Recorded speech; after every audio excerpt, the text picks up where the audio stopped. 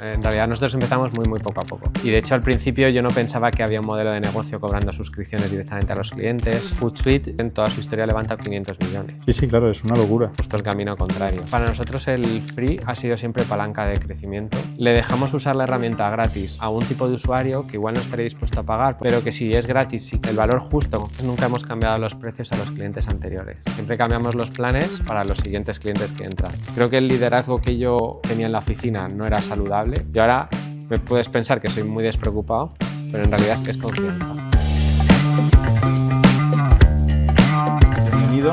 Hoy tenemos a Juan Paz, CEO de Metricool, ¿no? Muchas gracias. Y vamos a hablar de muchas cosas interesantes, ¿no? Metricool, por hacer la pequeña cuña del inicio, nace en 2015, ¿no? En 2015, eso es. Llevamos 10 años, ya vamos camino de 11. Muy bueno. Y es un proyecto que hicisteis tu mujer y tú para gestionar redes sociales, ¿no? A nivel personal. ¿Cuándo? Bueno, o sea, para las empresas, para community managers, agencias de marketing. Vale, ¿cuándo disteis un poco este salto de pensar que aquí había un negocio? Porque, spoiler, Metricool es un negocio que le va bien, o sea, ya ha crecido, muchos empleados luego cubrimos, ¿no? Factura bastante. ¿En qué momento os dais cuenta que aquí hay algo? Pues la verdad que al principio no, porque empezamos como side project, con muy poca ambición. O sea, no era el típico, no sé, el típico camino de startup donde piensas en 18 meses voy a estar aquí, voy a levantar financiación. En realidad nosotros empezamos muy poco a poco. Y de hecho al principio yo no pensaba que había un modelo de negocio cobrando suscripciones directamente a los clientes. Laura un poco más sí. Dijimos, bueno, vamos a probarlo. Hicimos unas funcionalidades premium, pero esto ya fue en 2016, un año y pico más tarde. Hicimos unas funcionalidades premium, sacamos un plan de pagos y la gente empezó a pagar por ello. Pero entonces durante 2015... Al principio fue gratis. Es que era un side project, ¿sabes? Que era como para ayudar a gente un poco de nuestro entorno. Es verdad que al año y pico ya había unos 3.000 usuarios registrados usándolo gratis. Eso te empieza a oler que igual hay algo, claro, ¿no? decimos, como venga. Mínimo anuncios.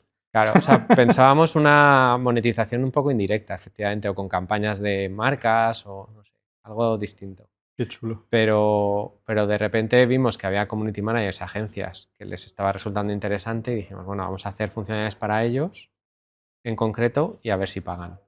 Y empezaron a pagar unos pocos. Y entonces, bueno, unos pocos, pero llega un momento que entiendo que tuvisteis que tomar la decisión de, oye, este es mi side project que me da unos eurillos al mes para ir a cenar, o levanto dinero y me meto en un VC track, ¿no? O sea, ¿cómo fue Bueno, sí, a finales del 16 tuvimos un poco esa pensada. Yo hablé con un par de inversores que me quitaron la idea de captar financiación porque... Malos inversores, ¿eh? En verdad es que en 2016 no se invertía tanto en SaaS. Ya. Hay que hacerse un poco una idea de hace 10 años. En aquella época en España se invertía mucho en e-commerce y en otro tipo de proyectos de Internet. Entonces yo entiendo el riesgo. También igual nosotros estábamos siendo como un poco ambiciosos, ¿sabes? Pero creíamos también mucho en el proyecto. Yo había decidido ya dejar mi trabajo, pero todavía no lo había hecho, ¿sabes? Entonces había ahí como un montón de cosas. Supongo que son red flags de inversores también, ¿no? Un matrimonio, porque lo fundamos Laura y yo juntos, pues los dos informáticos, se veía como mucho riesgo, entiendo. Entonces lo que sí me recomendaron y lo hice fue pedir un ENISA. Vale. Y entonces con ese ENISA yo ya sí dejé mi trabajo y para adelante. Claro, que un ENISA, bueno, no sé cuánto sería por aquel entonces. 50.000 euros. Son 50.000 euros, fíjate. Ahora los dan de 190.000 que te da para bastante más, pero con 50.000 euros versus, hombre, la ronda no sería de 5 millones, ¿no? Pero versus 5 millones de inversión, ¿cómo gestionas un poco esa velocidad del producto? ¿Qué trade-offs tuvisteis que hacer? Bueno, o sea, en ese momento lo que decidimos es no ir con inversores y financiarnos con los clientes. En ese momento, cuando yo dejé mi trabajo, facturábamos unos 3.000 euros al mes. Bueno. ¿Vale? De MRR. Y entonces ya con el ENISA es de acompañamiento, con lo cual tuvimos que sacar dinero debajo de las piedras para poderlo acompañar. O sea, que teníamos unos 100.000 euros en la cuenta, ¿no? De amigos, family, friends. Sí, básicamente fueron 10.000 que había generado ya Metricool en los meses anteriores, Vale. 10.000 que pusimos Laura y yo, ¿Vale? y 30.000 que nos dejó mi madre para poder pedir el ENISA, que nos lo dieran, y con esos 100.000 euros pues yo dejé mi trabajo.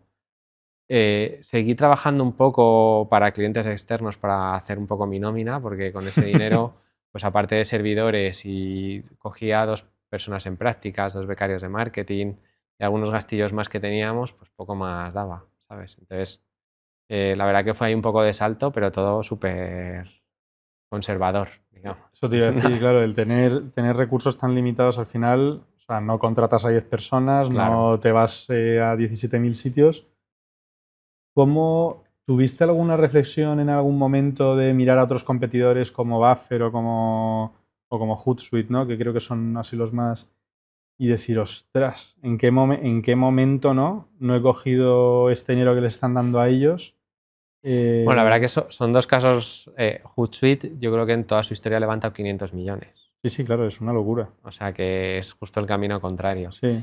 Y Buffer sí que levantó algo de dinero, algunos millones, varios, pero al final acabó devolviéndolo a los inversores y, o sea, han seguido también un camino mucho más lean, Ujú. ¿vale? Pero es verdad que al principio sí que tuvieron algo más de financiación. Yo me acuerdo que en 2017 tuve la oportunidad de conocer a Joel, que es el CEO de Buffer. Chulo. A mí me parecía increíble, ¿sabes? Jamás pensé que Metricool pudiera llegar a estar al nivel de Buffer, ¿vale? Para nada. Eh, y en aquel momento era admiración y aprender, ¿sabes? Hoy en día todavía es así, ¿eh? Todavía tengo cierto contacto ¿Ah, con sí? Joel. La verdad que al final los competidores nos conocemos porque coincidimos en eventos de los partners, ¿no? En eventos de Meta, Claro. de X o de Google. Y entonces pues hacemos relación y Buena bien. relación, bueno, cordial. Hombre, entiendo Con que la no sois mayoría sí, colegas, ¿no? Pero con la mayoría buena relación, sí, así, sí. ¿eh? No con todos, pero casi. Bueno, siempre hay distintos. Vale, entonces, cuéntanos un poco cómo haciendo bootstrapping, que yo me lo imagino como encima hace 10 años que no se sacaban features todas las semanas, entiendo, ¿no? ¿Cómo haces un poco esa gestión del roadmap? Es verdad que ya teníais cierto product market fit porque había una serie de clientes Ujú. que avalaban el producto, ¿no? Que respaldaban el producto. ¿Cómo haces un poco ese desarrollo de producto, esa planificación, ya te digo, como con recursos más acotados? O sea, por un lado el tema de los recursos era, pues, yo trazaba la línea de la RR, ¿no? Si crecíamos, en aquel momento crecíamos igual un 12% al mes o algo así, ¿sabes? Sobre cifras pequeñas, pero el Bueno, crecimiento. Entonces, ese porcentaje lo arrastraba hacia adelante y entonces veía cuándo el dinero de caja iba a dar para contratar a una persona más. vale. Entonces, para ese mes ya planificaba la contratación, ¿Ah, sí? ¿vale? Y entonces así vamos subiendo en gastos por escalones Vale. a medida que el MRR nos permitía afrontarlo. O sea, la planificación de caja es así de simple, ¿sabes? Siempre sobraba un poquito y va bastante ajustado, Vale, ¿vale? Y luego el roadmap, sí, pues de siempre teníamos la filosofía de sacar una funcionalidad al mes, una vale. funcionalidad que fuera relevante. Luego continuamente corregías cosas o mejorabas otras cosas, ¿no? Pero una nueva al mes. ¿Tipo?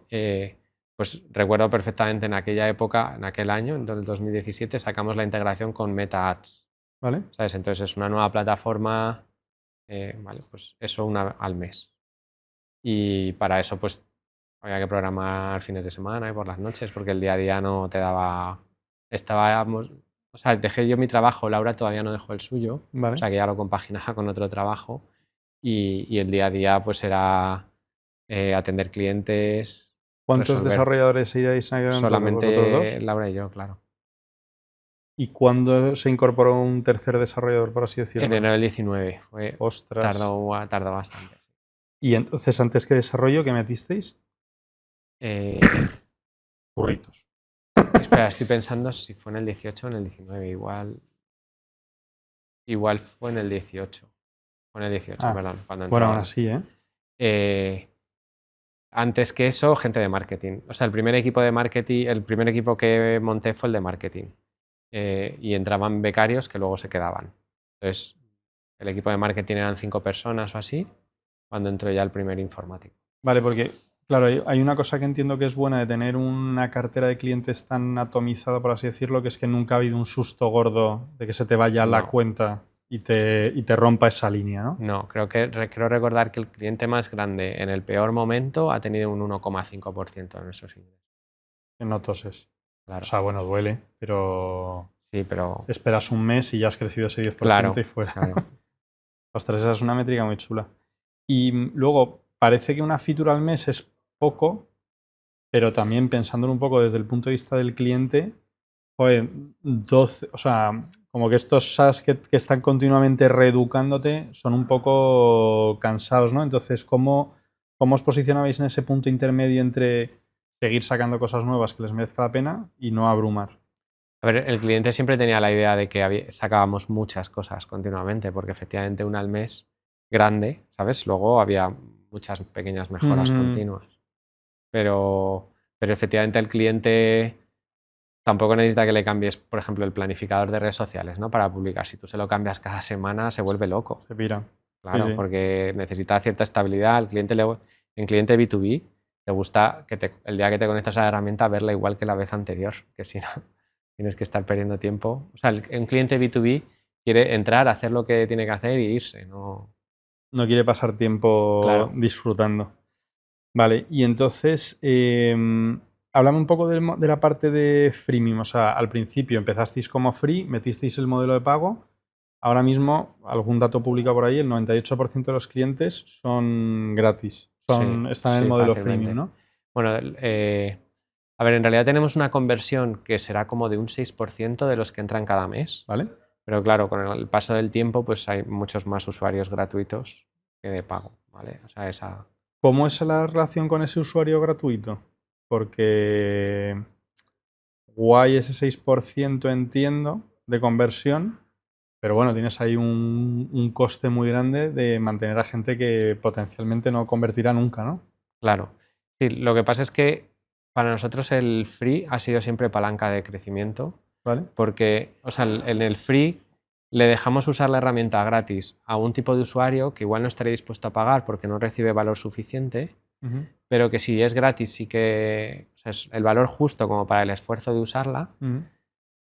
Y sin embargo acaban estando muy contentos y hablan mucho de ello. Ya. Y en el caso de Metricool son gente que gestiona su marca personal. Si tú solo gestionas una cuenta de cada red social, puedes usarlo gratis, luego hay otros límites o funcionalidades que no tienes, pero en general puedes usarlo gratis y entero y te sirve para ti, ¿vale? Y entonces un influencer, un creador, pequeño negocio que no estaría dispuesto a pagar por una herramienta o no lo necesita, y sin embargo son gente con comunidades que hablan mucho de nosotros. Ujú. ¿Sabes? Eso nos viene genial. Ahí yo tengo una astillita que yo estoy intentando hacerme de Metricool, pero LinkedIn no dejáis, macho. Bueno, LinkedIn 15 días. con cuenta personal ahora son 15 días, se ha reducido, sí. Hasta mucho tiempo 3 meses. Ah, sí. Hasta un Claro, año y pico, así 3 meses. Y ahora justo creo que el mes pasado o el anterior lo han lo reducido a habéis 15 bajado. días. Sí. Intentando ahí forzar el funnel, ¿eh? Es que LinkedIn es justo la más premium de las redes, ¿sabes? Es la más profesional, digamos. Es verdad que LinkedIn, o sea, en mi caso, porque no lo uso para monetizar, ¿no? Pero LinkedIn justo sea la que más se justifique pagarte una herramienta a poco que lo estés haciendo para un negocio, ¿no? Exacto. Entonces ya la línea entre si es para un hobby o si realmente es para curro y lo que pasa es que no quieres pagar, Justo es eso. ¿Sabes? más Si es de difusa. uso personal o es de uso más profesional. Y, y sin embargo, Instagram, TikTok, YouTube, favorecemos mucho los creadores en esas redes Ujú. que no pagarían. O sea, entiendo que la respuesta es ni de broma, ¿no? Pero en algún momento os habéis planteado, claro, 98% de los usuarios tenía apuntado por aquí, Mira, clientes de pago tenemos ahora unos 76.000, sí, ¿vale? Y usuarios registrados en toda la historia, pues más de 3,5 millones, pero se registran al mes unos 80.000. y activos, millón y pico mínimo. ¿Activos te refieres que lo usen al menos una vez al mes? Sí. Pues no sé si llegará al millón, pero sí que puede ser ¿Y no os posible. planteáis ese cobrar 1 euro al mes? La verdad que no, porque es mucho más valioso que hablen de nosotros y que lo ¿Vale? sigan usando a que les echemos. Por ahora pensamos esto, ¿eh? O sea, el marketing que te da ese millón de gente por 12 euros al año cada uno, no. Bueno, no, un porcentaje de. Claro, un Por ahora el porcentaje de, marketing claro. sigue siendo más valioso. No, no, si tiene. Sí, y sobre todo que monetizamos bastante bien, ¿sabes? Entonces A ver, ¿a qué te tampoco, refieres con eso? pues que Metricool es bastante rentable, ¿sabes? Vale. Y Ah, vale. con los premium nos apañamos bastante bien. ¿Cómo es un poco ese escalado de precios? Bueno, entiendo que habrá un enterprise que será dependiendo, Pero, o sea, el precio más bajo son 15 euros al mes. ¿vale? Eh, Ya. incluso menos si pagas anual, Ujú. ¿vale? Y el más caro son 120 o algo así. Y luego sí que tenemos algunos clientes que han hecho integraciones y ofrecen cosas un poco más a medida, que pagan más, pero que también tienen un volumen enorme de clientes por detrás. Dices sobre todo agencias de marketing, ¿no? Muchas veces son otros SaaS que han hecho una integración con Metricool y proporcionan Metricool a sus clientes, ¿Ah, sí?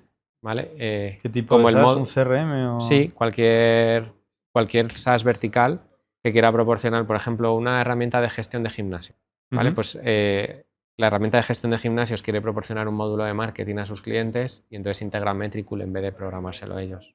¿Habéis tenido algún susto intentando, o sea, claro, metisteis monetización hace mucho, ¿no? Pero en algún cambio de estos planes o, porque entiendo que las cosas van cambiando, ¿no? Van ¿Os habéis cambiando, llevado sí. algún susto que sea así gracioso de contar? Que al cambiar precios la hayamos liado. Sí. La verdad que es que somos súper Tú lo conservadores, has ¿eh? dicho bastante más directo que yo, sí.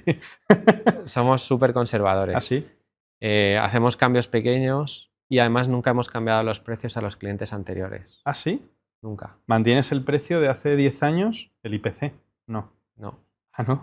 La gente que... O sea, eso no lo hemos cambiado nunca. Siempre cambiamos los planes para los siguientes clientes que entran. Entonces ahí es bastante complicado liarla. Pero es verdad que el mes pasado justo Sí. hicimos un cambio en el free. Que Vale. de hecho lo que comentabas de LinkedIn, que pasó de 3 meses a 15 Vale. días, viene ahí. Redujimos un poco los no- límites del free.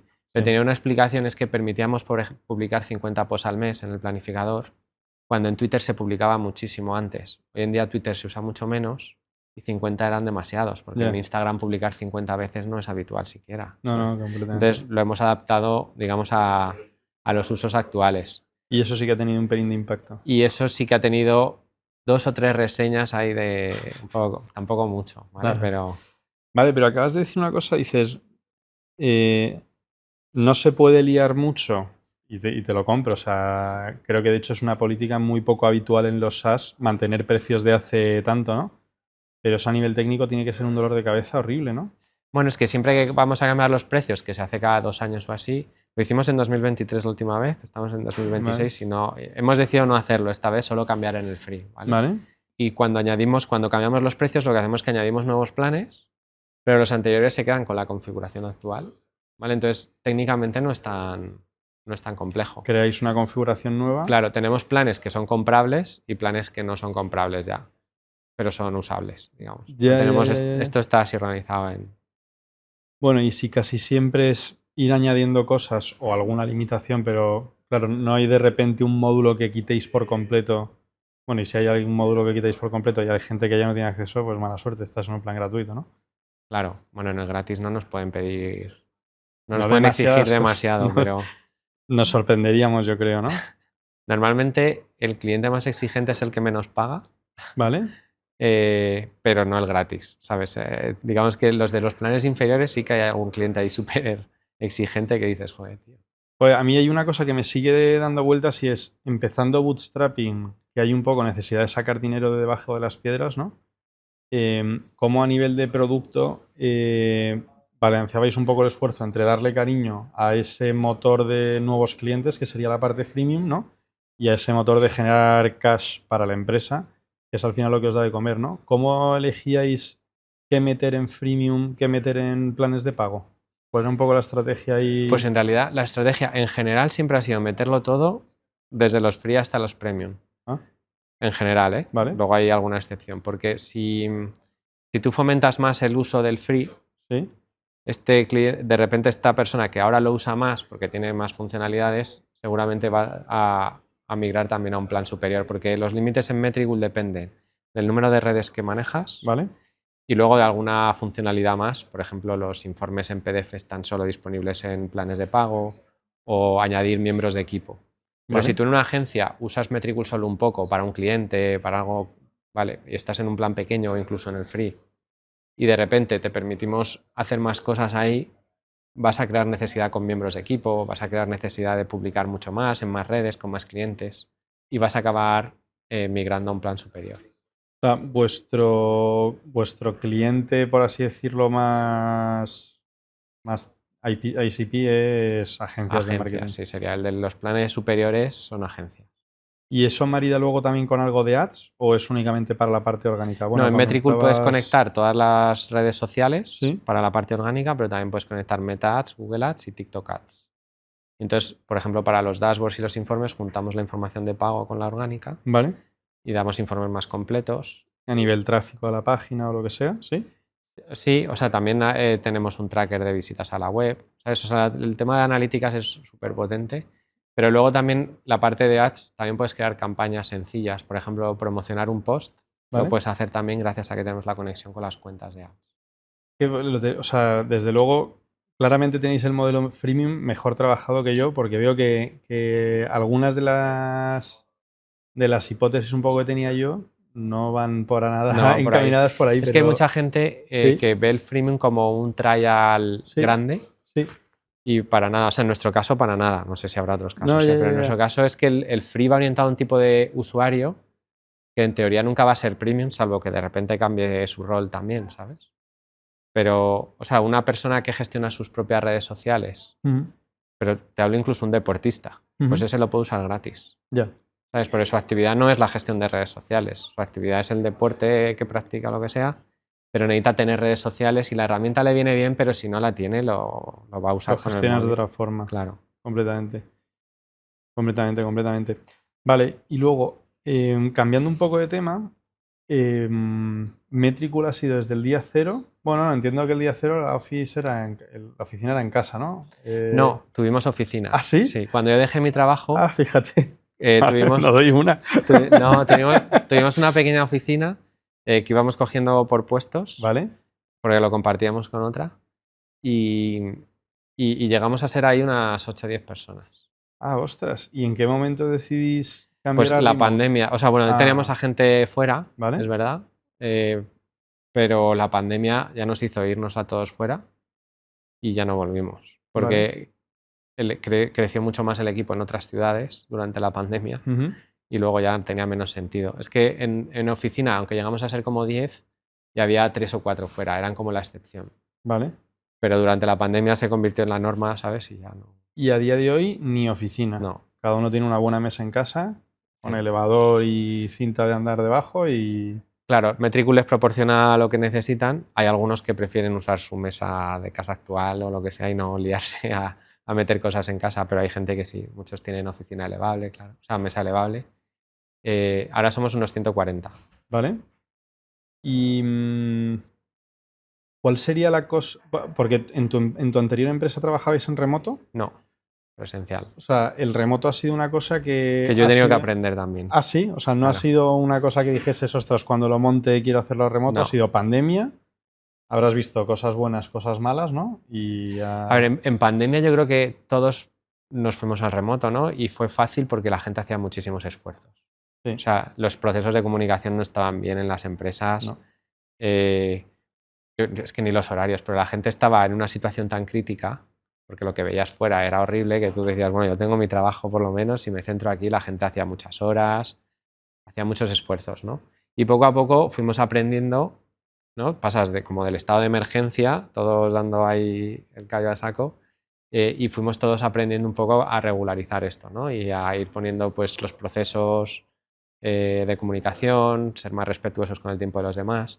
En la oficina, para mí la oficina en verdad resuelve los problemas y sobre todo creo que en etapas tempranas de las empresas la oficina ayuda un montón porque no tienes nada bien definido, Ya. ¿no? Yo creo que la oficina te ayuda a resolver problemas. Las ineficiencias Las del, ineficiencias del remoto. Pero del que proceso. vale.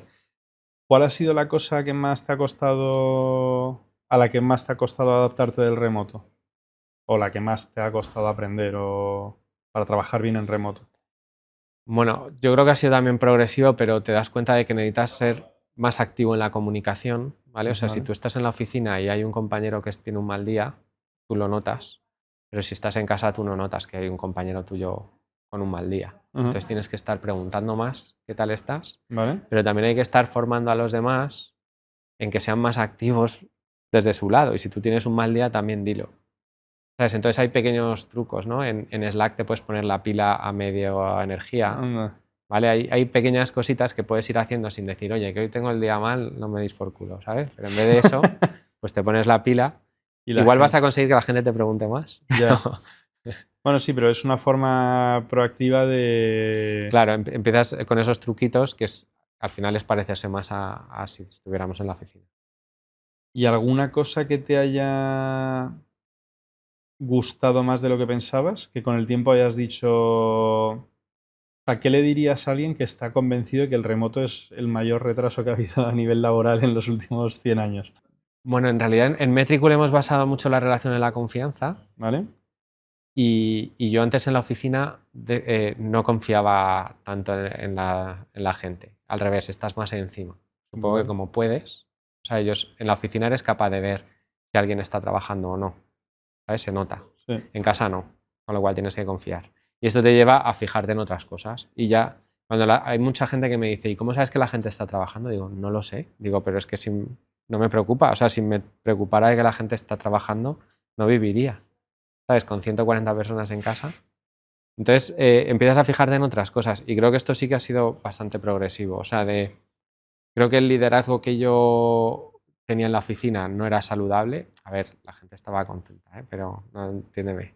Pero había un montón de cosas que me he dado cuenta después que no era saludable. Para mí incluso, para el estrés. Ujú. Y ahora me puedes pensar que soy muy despreocupado, pero en realidad es que es confianza.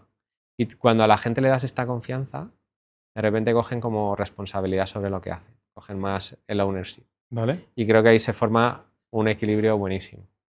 Puede que la persona no coja responsabilidad sobre lo que hace y puede pasar igual más en personas más junior ¿vale? Pues esas personas igual no se adaptan bien a trabajar en remoto.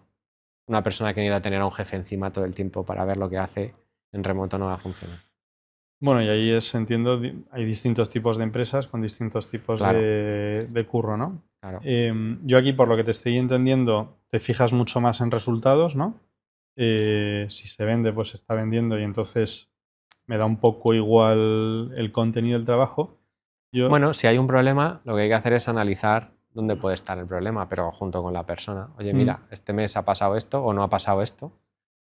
¿Por qué crees que ha sido? ¿Sabes? Y, hombre, se puede llegar a la conclusión de, oye, es que no he trabajado lo suficiente este mes. ¿sabes? ya. Pero tiene que ser un poco autocrítica. Yo ahí me preguntaba un poco preparando esto.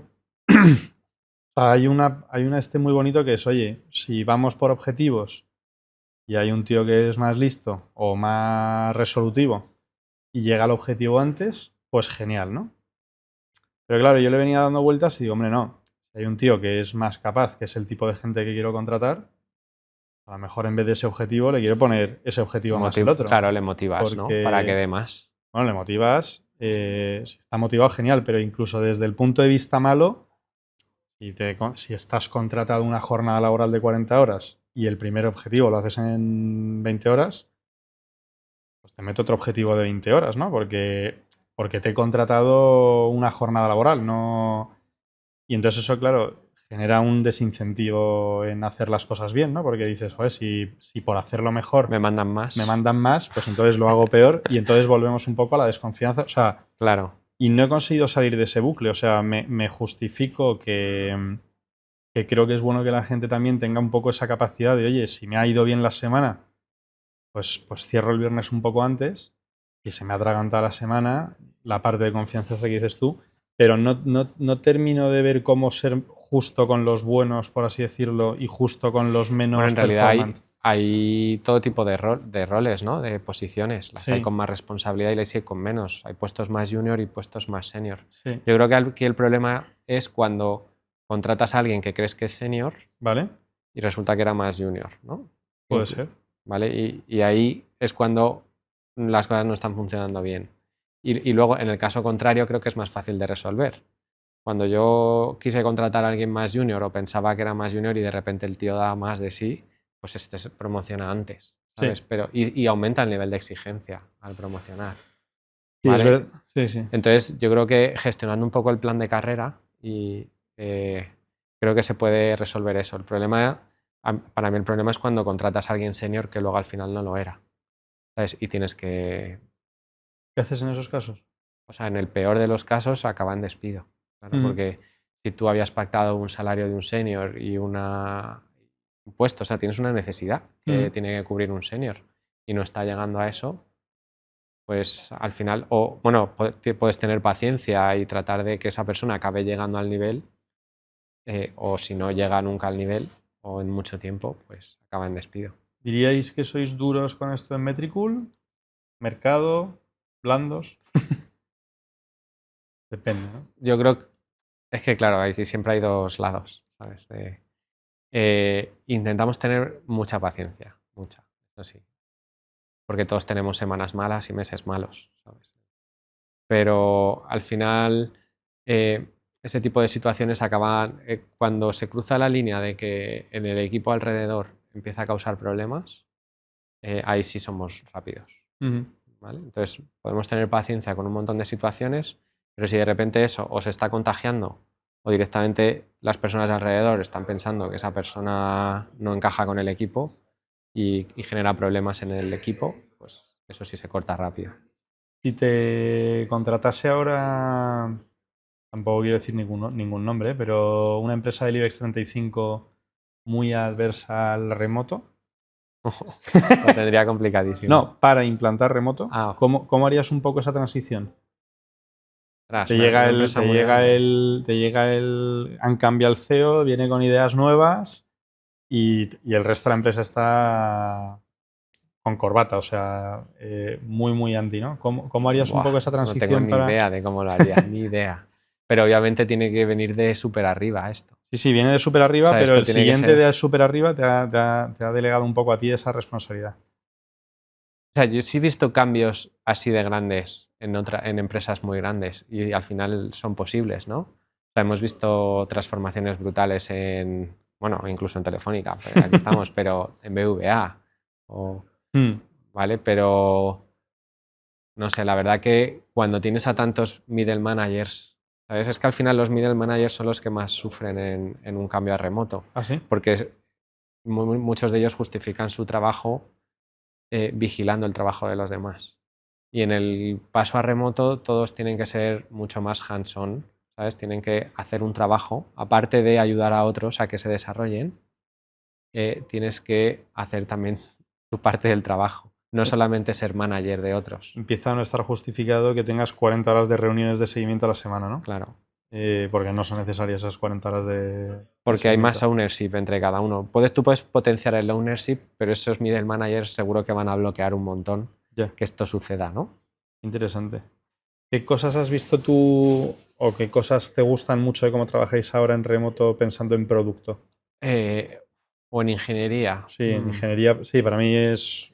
Bueno, yo por ejemplo, cuando estaba en oficina, una de las cosas que pensaba que iban a ser imposibles es que el equipo de ingenieros fuera remoto. Y sin embargo, hoy en día los equipos de ingeniería son los más remotos Sí. de las empresas. ¿Por qué ¿Sabes? pensabas eso? Porque pensaba que, o sea, en el trabajo de ingeniería hay un montón de trabajo en equipo. Son trabajos realmente muy complejos y cuando intervienen varias personas ayuda un montón a resolver ineficiencias de comunicación que estén juntos. Y es lo típico de trabajar sobre un papel entre tres o en una pizarra, ¿no? Y me alucina la verdad que en remoto, pues todas las empresas lo han hecho, ¿eh? O sea, no es una cosa de Metricool. Son los equipos que más en remoto se han ido y al final es un tipo de persona, el ingeniero informático, que no necesita demasiada comunicación social, pero de la técnica sí, y son buenos comunicando esto. ¿Vale? Creo que llegan a un punto de optimizar la comunicación bastante bueno. ¿Vale? Seguramente en cada empresa lo resuelven de una manera. Igual ahí se hacen reuniones con pizarras virtuales. Pero si no, por ejemplo, en Metricool hay salas fijas en Slack a las que tú te puedes conectar Y y estás trabajas con ahí... ellos, ¿sabes? O sea, estás escuchándoles. Estás como en una oficina, estás hablando. O sea, si un desarrollador te dice en una entrevista que lo que más le gusta del remoto es que le dejan tiempo para trabajar solo, red flag, ¿no? Bueno, no te creas. Yo creo que también es una ventaja la concentración en el remoto, ¿eh? Porque en la oficina las interrupciones son seguro mucho mayores. Desde luego están a la orden del Entonces, día. claro, yo creo que alguien que aprecia eso, no, habría que indagar ahí un poco más, porque es verdad que la comunicación, bueno, lo he dicho al principio, ¿no? La comunicación activa es súper importante en el remoto. ¿Cómo hacéis? O sea, creo que también la oficina te da un poco lo que llamo yo conversaciones un poco de pasillo, ¿no? Que, cuando te pasas a Slack es muy fácil el, oye, te escribo a ti a título personal, oye, Juanpa, vengo de hablar con este cliente tal. Yo soy un poco el naciente de la empresa de decir, tío, no me cuentes esto a mí, cuéntalo por el canal de clientes o de tal para generar un poco esa conversación de Claro. la mesa, ¿no? ¿Cómo hacéis vosotros esto Pues qué en bueno, porque Metricool? al principio de ir a remoto, yo prohibí las conversaciones privadas, los canales privados Sí. y las... Ah, Obviamente, ostras, si tenías algo muy personal que decirle a a tope. alguien, vas a privado, ¿sabes? Sí, sí. No, Pero yo si estoy no, todo en hablando público. de... Sí, Todo en público, porque luego de repente te quieres añadir a otra persona a la conversación. tienes que contarle todo el contexto desde Exacto, cero, tal. exacto. Entonces, al principio estaba prohibido. Bueno, Sí, sí, sí, prohibido en general. Hoy en día la verdad que hay muchísimos canales ya privados pasas. porque no es que pase, pero creo que ahora la comunicación sí se ha organizado bastante mejor. Creo que la ¿Vale? gente ya tiene una cultura, lo tiene ya más interiorizado. Pero al principio es que había mucha conversación individual que luego había que repetir y además había mucha gente que hablaba solo con la persona a la que conocía en vez de a la persona adecuada. Claro, sobre ¿Sabes? todo Se formaban cuando... como más silos de gente. Yo te conozco a ti, pero no sé los nuevos que han entrado, a esos no les hablo porque no les conozco. Y luego los nuevos, a ver cómo entran en esas Claro, conversaciones, claro, si lo que ven es que eso está todo el día silenciado, ¿no? exacto. Yo ahí entiendo que el problema es que puedes acabar con demasiado ruido y eso yo lo Pues llega puedo... un momento en el que todo público había demasiado ruido Y y entonces, entonces ya pues se organizan. Ahora mismo los equipos sí que tienen canales privados que llaman internal, ¿vale? en donde solo hay, por ejemplo, en el de tecnología solo hay gente de tecnología, en el de producto solo hay gente de producto. Y en esos canales, que yo estoy en un par de ellos, eh, pues se generan también conversaciones más random, incluso con chistes. O ¿Ah, sea, sí? tienes como un entorno más seguro, Ya. ¿sabes? Entonces no está mal. O sea, que hay un montón de niveles, ¿sabes? Está el público total, Ya, ya, ya, ya, ya. además donde solo se habla en inglés. Luego Ya. igual los de departamento, que según quién está, pues se habla en inglés o en español. Y luego hay grupos más pequeños donde ya puedes hablar en tu idioma también. Nosotros en inglés todavía no tenemos ese problema. Sí que es verdad que quitando el canal de los socios y a lo mejor el de finanzas, el resto son todo públicos, es verdad que a lo mejor ese punto intermedio eh, te puede dar suficiente protección para que la gente sea un poco más Claro, abierta, un poco ¿no? más suelta, sí. Eh, pero sí, para mí es uno de los retos gordos. Vale, buscando así anecdotillas de la empresa, he visto aquí que de repente os llegaron 5.500 usuarios con una promoción de AppSumo, ¿no? Cuéntanos un poco, me parece una anécdota súper súper curiosa. Pues mira, AppSumo es una plataforma Sí, para dar a conocer un SaaS sí, ante una comunidad que es bastante exigente, vale, son early adopters, vale. pero que es enorme. Tienen como 1 millón Ostras, de personas ahí que bastante activas. Entonces, cuando empiezas con un producto, está guay estar en AppSumo porque te da como de repente mucha exposición y además vendes suscripción. Bueno, suscripciones no, porque son lifetime deals, lifetime ¿no? deals, Vale, ¿vale? Que recibes algo de dinero, pero luego tienes que proporcionar el servicio para toda la vida. En el caso de Metricool llegamos un poco tarde a AppSumo, el producto de Metricool estaba ya más maduro de lo que suelen estar, vale, lo cual está bien para recibir críticas y eso, que no te tiran el producto abajo. vale. Pero hay que controlar un montón de riesgos porque tú ya tienes una base de clientes que pueden dejar de pagarte la suscripción y pasarse al lifetime deal y pierdes negocio, en verdad. Entonces, ahí hay un equilibrio entre cuando ya estás muy maduro, ya AppSumo no es adecuado, y cuando estás muy verde, Te pues hunden. te hunden. Entonces, Te hunden a nivel moral sobre todo, ¿no? bueno, ¿no? Incluso, o Ah, sea, te va a tiran... haber reseñas y hay un montón de reviews en AppSumo y todo esto. ¿Cuánto? ¿Y el proceso es publicas la aplicación y ya está? No, te ¿O...? tienen que aprobar ellos. Entonces, ellos buscan productos lo más maduros posible, ¿vale? Ya, Y ya, ya. además ellos se quedan con el 70% de... ¿Sí? Sí. Porque en realidad tú lo tienes que ver como que es una campaña de publicidad en ¿Vale? la que tú no la tienes que pagar, la pagan los clientes, ¿Vale? pero Ya. tú les tienes que proporcionar producto a cambio. Y tú Ya, te ya, quedas con ya, el ya, ya. 30%, o sea que incluso ingresas algo. En aquel momento, nosotros lo hicimos, coincidió, lo habíamos negociado antes, pero luego salió o sea, empezó el COVID, ¿Vale? empezó el confinamiento y lanzamos en abril del 20. O sea, estábamos justo recién confinados y en realidad nos vino guay porque fue un momento de menos negocio, hubo un poco de shock. Sí. y hubo un poco de menos negocio y AppSumo nos mantuvo súper ocupados. Entraron 5.500 clientes nuevos más o menos, unos 60.000 euros de ingresos para nosotros, que nos vino genial en aquel momento. Os vino genial, pero, o sea, 60.000, esos son unos 100 euros por cliente. No, por ¿1000? cliente No, sí. 12 o 14 euros, ¿no? Sí, perdona, sí. Sí, Se me ha ido 12 12 euros pico. por cliente. ¿Cómo Porque igual llega? vendíamos a 40 y pico el Lifetime Deal y AppSumo se quedaba con el 60%. Por ahí. Ah, vale, perdona. Vale, no, mi pregunta era más, el Lifetime Deal, ¿a cuánto era? Que me ha parecido muy poco 12. 40 y pico, Sí, pero era eso, 30 y pico o 40 y pico, no me eso, acuerdo bien. eso no es ni 4 meses, ¿no? O sea, ¿cómo llegasteis un poco a ese número de...? AppSumo te presiona para que Ah, el precio ¿sí? sea lo más bajo posible. Ah, Sí, vale, sí, vale. sí. O sea, no hay... O sea, hay que verlo como campaña de marketing y de esos... ¿Y tienes medido cuántos de esos siguen todavía siendo clientes? O sea, usando la herramienta. Pues sí que debe haber, ¿eh? Ah, sí, ¿eh? Sí, bastantes Agencias que se miles. están forrando. Bastantes miles, sí. Porque además en Metricool les hemos mantenido y les hemos ido incluso proporcionando las funcionalidades nuevas con algún límite, pero casi. Entiendo que te dan... Siguen dando o sea, ¿te siguen dando feedback de calidad sobre cosas y demás? ¿O han perdido un Sí, poco el no, a ver, en engagement? aquel momento son early adopters, muchos de ellos tienen incluso canales de YouTube donde hacen reviews de Ya. productos. O sea, que es que incluso te pegan un chispazo interesante. Algunos hacen afiliados también y ganan comisiones promocionando ¿Ah, el sí? producto. ¿Tenéis Sí, programa de afiliados? sí, Sí. tenemos programas de afiliados. Entonces, ahí tienes que ver qué más partido le puedes sacar. Y luego hay muchas herramientas que proporcionan una suscripción determinada dentro de AppSumo, Ujú. pero luego si necesitas más créditos o más seats o más no sé qué, pues ya lo pagas aparte.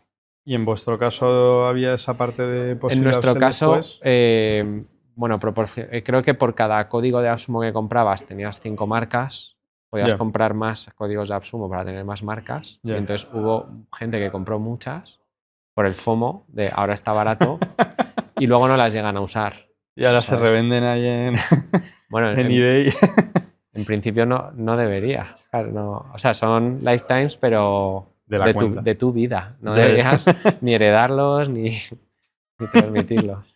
Entiendo que fue una buena decisión, ¿no? O sea, es Nos salió una... bien. ¿Os salió bien? Nos salió bien, pero hay un montón de riesgos que controlar. Ya te digo, hay clientes actuales que se puedan cambiar. 5.500 personas, entiendo que en un periodo muy corto de tiempo fue Un un mes, es una campaña de susto. un mes. ¿Y eso fue un susto a nivel de infra o...? De infra no, de soporte nuestro, si todo el equipo nos pusimos a Ah, responder sí, a ¿eh? los clientes, no solamente de soporte, sino reviews. ¿Vale? Generaron cientos de reviews en una semana y todo eso tienes que irlo respondiendo. Ujú. Incluso muchos lo que te están pidiendo son funcionalidades nuevas, integraciones. Y si hay algo que puedas hacer, flipan. ¿Sabes? Y entonces la campaña va mucho Ya, mejor. ya, ya, Con lo cual, ya. incluso algún pequeño desarrollo, alguna cosa que te pidan, si se puede hacer en ese momento. Vale, y luego yo quería llegar un poco a... O sea, años haciendo bootstrapping y al final habéis levantado, dejado que entre capital, ¿no? Bueno, en 2022 entró un fondo, Sí, lo que hicimos fue cash out. O sea, sí. no entró dinero dentro de Metricool. Vale. ¿Vale? Ah, bueno, vale, eso es otra cosa distinta. Sí, Hicimos sí. una venta de una participación minoritaria en un fondo Axon, que es un Sí, fondo más de growth. sí. Eh, es Inversores verdad. de Clevery. Vale, qué Sí, bueno. sí, compartimos. Pues en realidad negociamos con ellos una operación mixta que entraba algo de dinero en Metricool y otra parte salía, pero luego eso nos lo podíamos repartir como dividendo, ¿vale? Y al final acabó saliendo. O sea que no llegó a entrar dinero, digamos, de fuera en Metricool, ha sido siempre bootstrap. Vale. Y luego en 2024 hemos hecho otra operación corporativa vendiendo un porcentaje ya más relevante a un industrial europeo, Ujú. ¿vale? Y ahora estamos integrados dentro del grupo. Laura y yo todavía mantenemos un porcentaje alto, ¿vale? Y Axon también mantiene todavía un poco.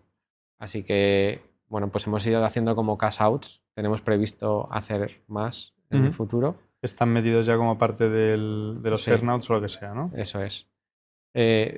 Cuando hemos ido negociando estas cosas es porque queríamos ir monetizando un poco nuestra inversión, ¿sabes? Diversificar un poco nuestro patrimonio, Ujú. pero queríamos seguir en Metricool.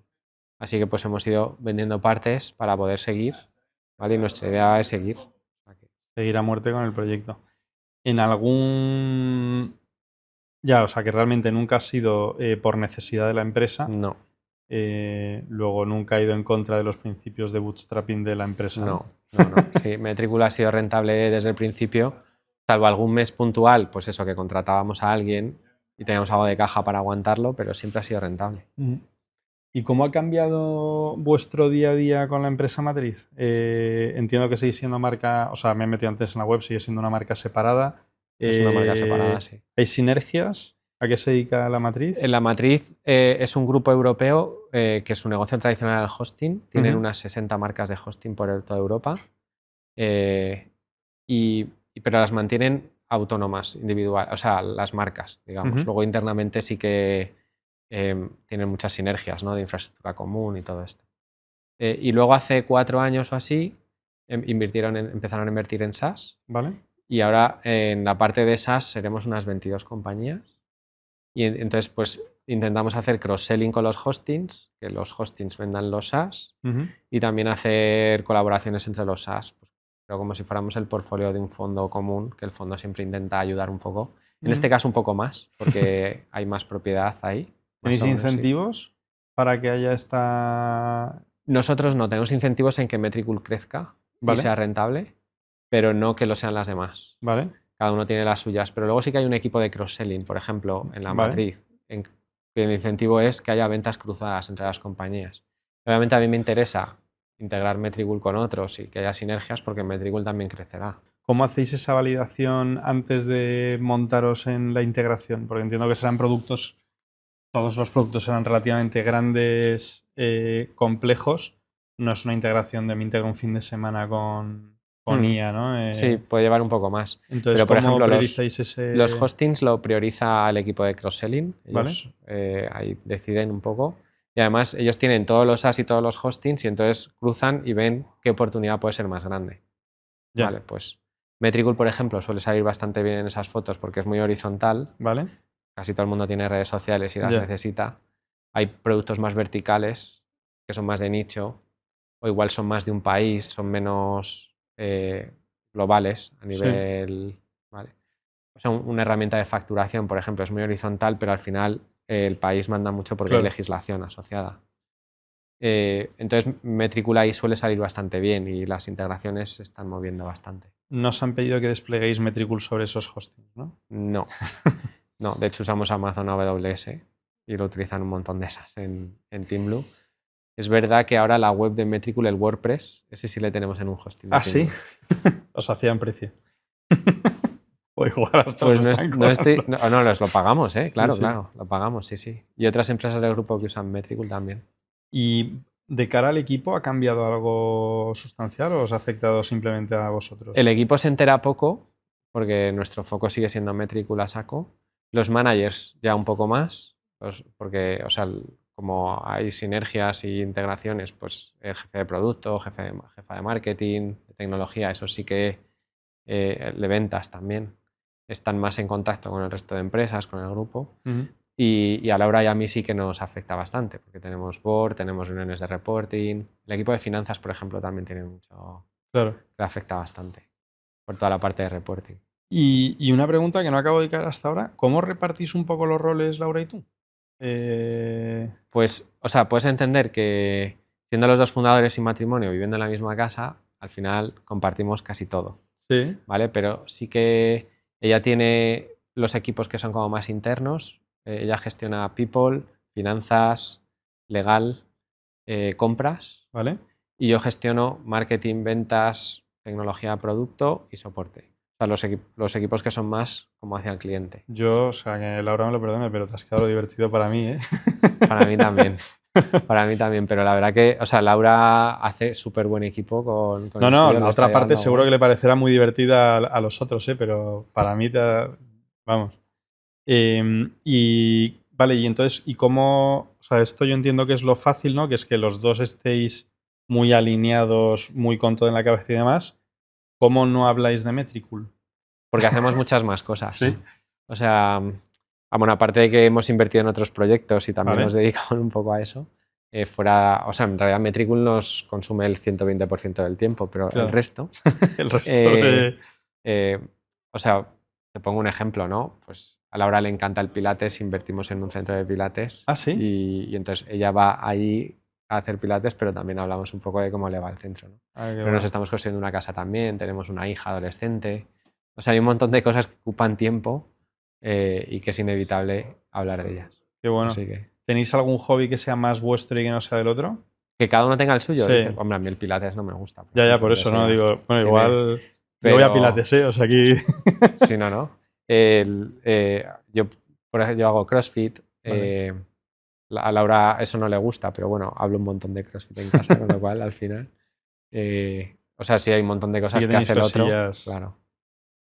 Qué bueno. Incluso en temas de inversión, yo tengo, aparte de Metricool me refiero, yo estoy un poco más enfocado en startups como Business Angel. Vale. Ella también a veces, cuando el proyecto le toca ahí un poco, pero igual ella le gusta más el tema inmobiliario. No es que invirtamos mucho ahí, pero el idealista le encanta estar mirándolo y esas cosas. O sea, que cada uno tiene también ahí sus... O sea, yo preparando un poco a mí lo que me llamaba la atención es, oye, una cosa el tema del bootstrapping, otro el tener ese canal de adquisición de clientes freemium y luego el full remote hasta tan... No hemos hablado de lo de Epic Week, del Epic Del Epic. Week, Ah, Weekend, ¿no? sí. Pero el remoto también me llama mucho la atención, que creo que son tres cosas que si intentases montar ahora una nueva startup con esos tres ingredientes, puede que fracasase, ¿no? O sea, no es que sea No. la receta del éxito, pero si tuvieras que quedarte con una para recomendar,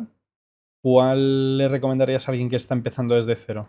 O sea, en el caso de Metricool, lo que más nos ha diferenciado de nuestros competidores ha sido el tema Bootstrap. Ah, sí, ¿eh? Ser rentables. Yo creo que sí. Qué locura, una empresa rentable que sea lo que te diferencie, ¿no? Totalmente, porque tú imagínate cuando eres muy, o sea, Hootsuite con 500 millones, ¿no? Y 1000 empleados, no sé. Pues los canales de adquisición pequeños no te valen la pena. O sea, mover la maquinaria de Hootsuite para adquirir, yo qué sé, 100 usuarios, es una mierda. O sea, necesitas grandes canales, con grandes inversiones para poderlo gestionar. Al final, si tú tienes una lista de canales de adquisición, puedes ver 20, ¿sabes? Si puedes entender 20, ya serían muchísimos 20, ¿vale? Entonces tienes que descartar otros muchos, que seguramente son más eficientes, ¿sabes? Más pequeños, pero más eficientes, que requieren menos inversión. Entonces yo creo que hemos sabido encontrar cosas que los otros ni siquiera veían.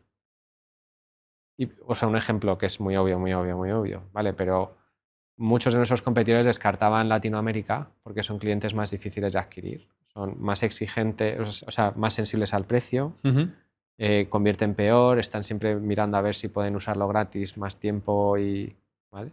Y sin embargo, para nosotros ha sido más sencillo en Latinoamérica porque igual hacíamos contenido, se llegaba allí, no te preocupaba tanto la tasa de conversión, decías, bueno, pues los argentinos... Es otro mercado enorme, ¿no? Claro, que nos venía un poco fácil porque estando en España además, Latinoamérica, la verdad que el idioma nos facilita muchísimo y sin embargo para un americano Latinoamérica es un dolor porque convierten mal, es otro idioma, divisas hay 20.000, ¿sabes? O sea que... Ya. Entonces yo creo que justo lo que nos ha diferenciado es Bootstrap. Y sin ponerte en una situación comprometida, pero ¿y si tuvieras que quitarte una de las tres? O sea, eran el full remote, Bootstrap Y freemium. y freemium. Ostras. Pues full remote, entiendo. Ah, fíjate. Sí, porque freemium ha sido clave también en Metricool. Sí, por darle una vuelta, habéis hecho con full remote lo mejor que se puede, pero eso no tiene nada que ver con el negocio. No, exacto. Por ahí va. Que en oficina lo habríamos podido hacer también. Me costaría un montón ir a una oficina ahora. Pero... Sí, pero no hay ningún ingrediente secreto en hacerlo full remote. No creo. Quizá más overhead... No, quizá te costaría más contratar, te costaría más Claro, o sea, cosas, hemos pero... contratado a gente en México, en Estados Unidos, en Guatemala. Aquí estarían todos en la misma ciudad, ¿no? O habríamos abierto 2 o 3 oficinas en distintas ciudades. Sí, tendríamos una oficina, supongo, en Estados Unidos o en México. Y habría tenido que viajar más ahí. Claro. Bueno, puede que ni tan mal, pero sí, no. Y pensando en alguien que... Sé que es la forma equivocada de hacer la pregunta, pero pensando en alguien que quiere montar algo y te pregunta cuál de las tres priorizar, no priorizar hacerlo, sino priorizar analizar si merece la pena. No sé si se me entiende, ¿no? Sí. ¿Por cuál de las tres empezarías pensando en alguien que no tiene nada, ni siquiera los 3000 de MRR que tenías en su día? Un PowerPoint. Bueno, o sea, lo ideal ahí es ver, es el bootstrap, es saber si necesitas inversión o no, ¿Vale? ¿vale? O sea, y yo creo que, por ejemplo, si vas a hacer un software y tú no eres informático, creo que eso ya limita un montón que lo puedas hacer bootstrap, ¿Vale? ¿vale? Porque o tienes un socio, quiero decir, si es un equipo donde ya hay alguno, igual sí se puede.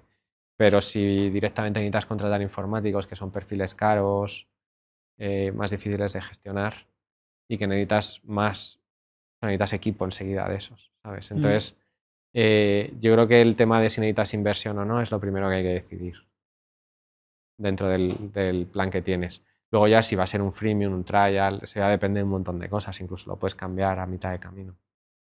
Y desde luego si tienes oficina o no. No, Al principio la oficina viene bien, ¿eh? Al principio la oficina viene bien. Al principio viene bien. O al menos que hablen el mismo idioma, que estén en el mismo país, misma zona horaria. Cualquier cosa que ayude a la comunicación al principio ayuda. Sí, estaba pensando con lo que has dicho del socio tecnológico, que yo estoy muy de acuerdo, ¿eh? Pero es verdad que ahora hay mucha, sobre todo, más la gente que se tira todo el día en Twitter que trabajando, ¿no? Pero que hoy en día con Lovable te puedes montar un negocio, ¿no? Ya. Como Angel, ¿cómo analizas tú este tipo de proyectos? Porque entiendo que te habrá llegado algún proyecto recientemente de, mira, ya me he montado esto, soy yo que no soy técnico, pero llevo 3 meses gastándome 500 pavos en Lovable. ¿Cómo? Creo que se nos complica muchísimo la vida a los inversores. ¿Ah, sí? Sí. ¿Por qué? Porque creo que antes, si eras capaz de hacer una demo, Sí, había una tecnología detrás. vale. Y hoy en día puedes hacer una demo con una semana con un prototipo, algo que luego eso no sea posible llevarlo a producción. ¿Tu miedo es que no se pueda llevar a producción? Porque, hay que decir, se pueden hacer cosas en producción que den servicio a 100, 1000 usuarios. Bueno, Ya. pero quiero decir que para mí llegar a 100 usuarios de tráfico no es un reto, o sea, quiero decir, no es un reto, no me parece amazing, pero bueno, 10 por 100 ya puedes estar facturando 1000, 2000 eurillos al mes, ¿no? ¿Dónde está un poco ahí el límite? O sea, ¿cuándo deja de ser escalable, ¿no? Versus el producto, o sea, versus el validar primero que hay negocio, ¿no? Ya, la verdad es que no lo sé. Ya, no, ya, ya. no te sé Te lo hacen responder más a eso. complicado, pero todavía no. Es que hoy estamos aprendiendo todavía. De hecho, hace poco he leído un artículo de Jason Lenkin, el de SaaStr, Sí, que justo hablaba de 3 casos ¿vale? en los que los fundadores no han llegado o sea, se han gastado el dinero, pero no han llegado a hacer lo que hacía el prototipo. habían prometido, Así, porque con la IA, pues como que puedes hacer un montón de cosas early, sí. ¿sabes? Pero no llegar a dar el paso de verdad sacar eso adelante. Ah, ¿sabes? fíjate.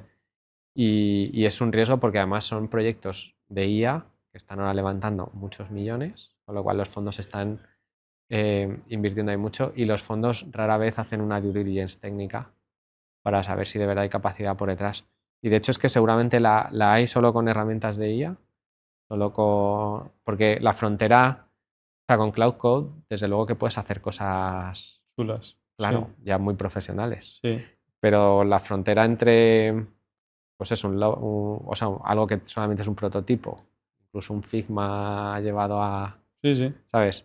Hasta que de verdad haya algo escalable detrás. Es que aquí encima hay como 2 líneas, ¿no? O sea, una cosa es que sea un producto con un componente de I+D Ya, fuerte, más ¿no? deep tech. Y ahí es verdad que puedes tener una demo que muera. Y fíjate que a mí los que me dan miedo son los otros. O sea, yo pienso mucho en el pastizal que nos dejamos en HubSpot, en Holded, en herramientas de cosas sencillas. Y yo pienso, joder, malo será que no puedas hacer lo que han hecho, el 30% de lo que han hecho estos para cobrar la mitad. Ya. O sea, igual es un poco atrevido por mi parte, ¿no? Pero No, es verdad. y les levantas el mercado, ¿no? Y el miedo que siempre me sale es, bueno, ya, pero ¿y la de gente que es capaz de competir contra ti en eso? Y entonces, ostras, que se te vuelve eso en un...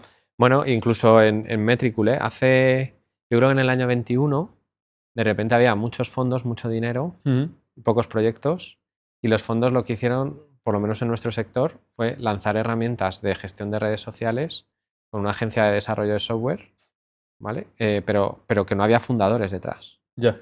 ¿Vale? Hoy en día de estas no existe ninguna, porque copiaban una herramienta que había con una agencia de desarrollo, pero como no hay fundadores, no hay equipo de management, no hay gente que de verdad cree en esto y que ha identificado al cliente, ¿sabes? Era sacar cosas como churros. Pero yo creo que, o sea, lo que te quiero decir con esto es que detrás de los proyectos tiene que haber un alma, ¿sabes? Sea quien representa ese alma, ¿no? Y creo que sin ese alma es muy difícil que salga adelante algo, ¿eh? Porque luego al final, cuanto más competencia haya, más ruido, los canales de adquisición van a ser más complicados, hay que empujar más, hay que ser más persistente y eso tienes que tener a alguien que se lo cree mucho detrás. Al final volvemos a lo de siempre, inviertes en personas. En personas, sí, sí. Muy bien, Juanpa. Oye, se me ha hecho corto. ¿Algo que me haya dejado en el tintero que te debería preguntar? No sé, yo creo que está muy bien. Yo creo que está muy bien. Sí. Y la última sí que sí, alguien que me tenga que traer al podcast, que me recomiendes.